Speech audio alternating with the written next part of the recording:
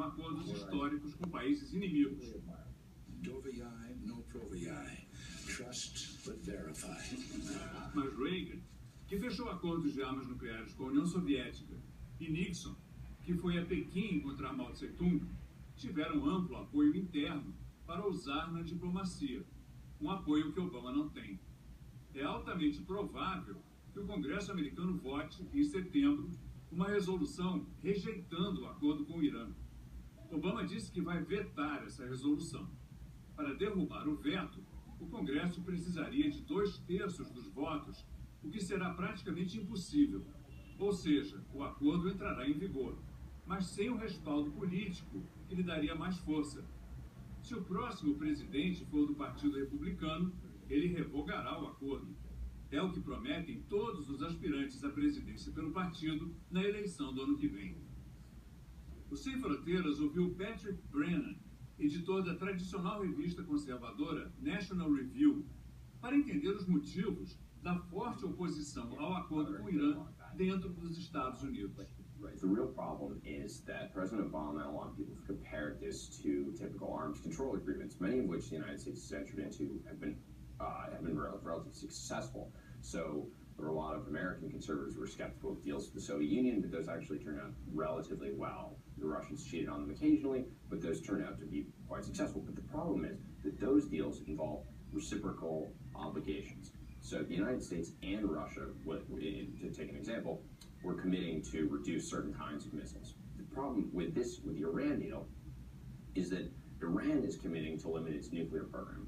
And the United States and the West and Russia and China are agreeing to get rid of their sanctions immediately, essentially, in exchange for a commitment from Iran to limit their nuclear program in the next 10 years. And so there's no reciprocity there, because it'll be very, very hard, if not impossible, for the United States and other countries, if they feel like Iran is violating the deal, to ratchet up those sanctions again. It's essentially practically impossible.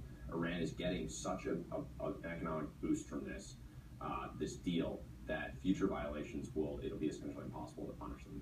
So the snapback sanctions that I talked about, that they would go back into, it's not real?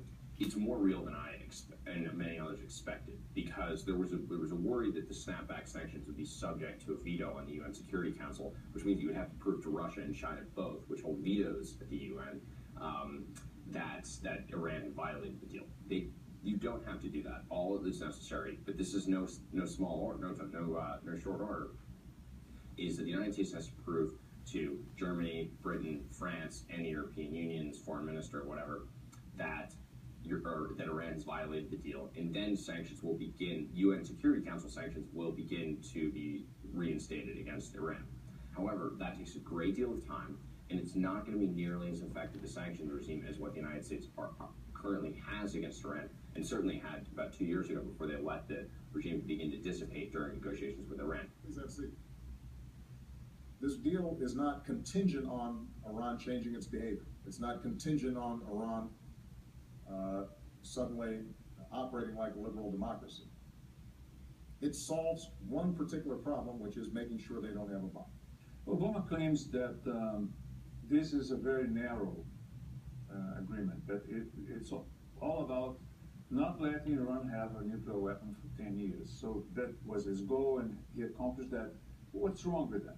What it does is legitimate and empower Iran, both in the region and globally, while it remains a really awful actor that funds terrorism all over the world. I mean, there's no denying that the United States still firmly believes. The United States considers some countries state sponsors of terror without recent evidence of that fact. Iran, we have extremely recent evidence of that fact. I mean, a report came out recently that Iran was involved, Iranian weapons were involved in killing 1,000 American service members in Iraq through Iran's support of militias there. I mean, this is, so to say that we want a narrow deal with them and just make sure they don't have a nuclear weapon is leaving a lot of these concerns to the side. So Obama said that he was surprised that Russia was so helpful in reaching this agreement. Do you think he's being naive? Yes, I think he has a certain predilection to being naive about a lot of bad actors, but about Russia especially. I mean, Russia has he shouldn't be surprised at all. Russia has significant interest in Iran. They sell Iran a ton of weapons, and so they get along rather well. Mr. Kerry has to spend more time talking to the Iranian Foreign Minister Zarif than he has done throughout his office in all, with anybody else. Apparently, I think that Kerry said to him, listen, there are certain things. If you don't agree, then I can assure you this will not go to U.S. Congress.